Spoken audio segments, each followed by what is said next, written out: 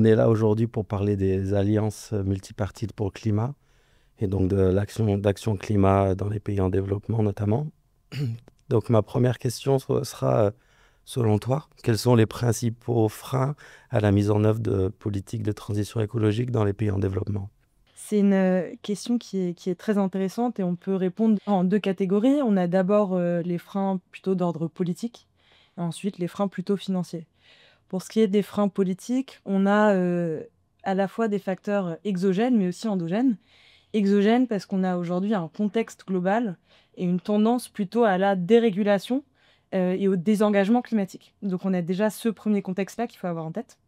Ensuite, considérant les facteurs endogènes, on a un manque de volonté politique, notamment en lien avec une combinaison État, secteur privé, avec des lobbies qui vont souvent fortement faire en sorte que le status quo carboné reste. Et on a ensuite une rhétorique qui est souvent mise en avant par les pays en développement, à juste titre d'ailleurs, d'un droit au développement. Mais cette rhétorique implique souvent qu'il y a une opposition entre durabilité et développement économique, ce qui n'est pas forcément le cas. Ça, c'est pour ce qui est de la volonté politique. Ensuite, pour la volonté ou l'aspect plutôt financier, disons, la transition énergétique et écologique au sens large est extrêmement coûteuse. Et les pays en développement ont souvent des contraintes financières qui vont limiter leur accès à certaines innovations qui vont permettre cette transition.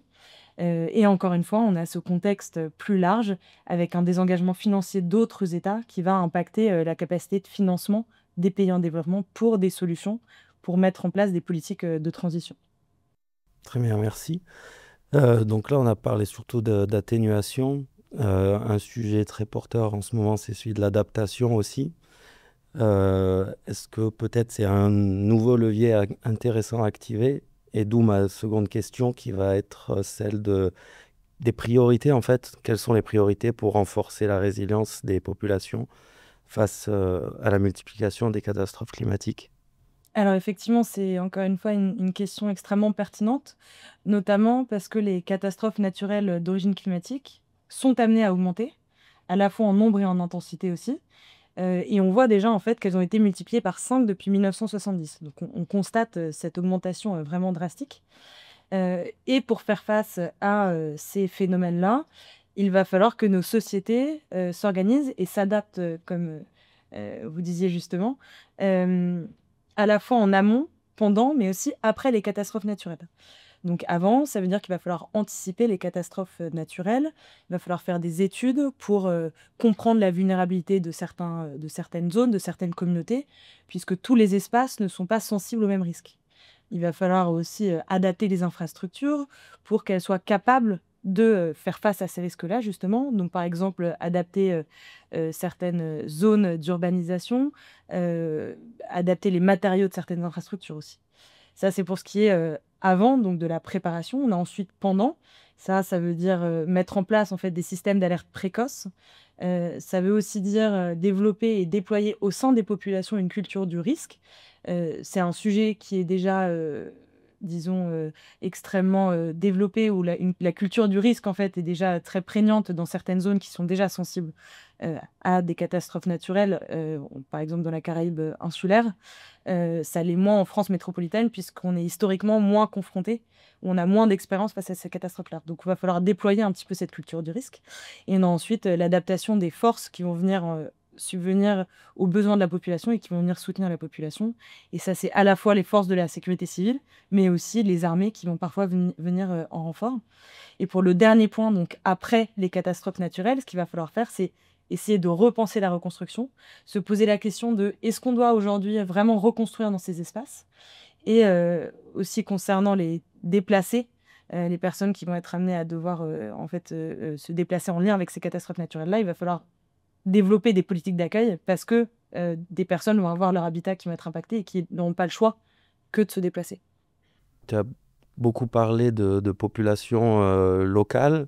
C'est vrai que l'adaptation, peut-être un peu moins que l'atténuation, il y a une dimension très locale et le fait de devoir travailler dans un contexte particulier. Ce qui m'amène à la dernière question, celle de la solidarité et de la justice climatique.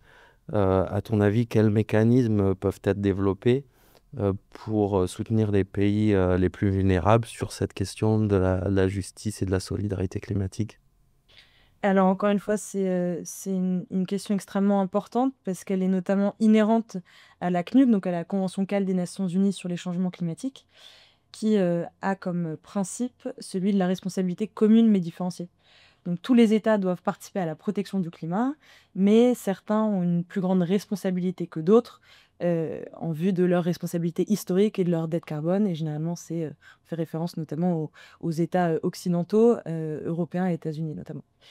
Une fois qu'on a ça en tête, ça implique donc qu'il doit y avoir un soutien financier notamment important de la part des États, développés vis-à-vis des États en développement et celui-ci va se faire, principalement de 2 manières, à travers un soutien pour les efforts d'atténuation, mais aussi à travers un soutien pour les efforts d'adaptation.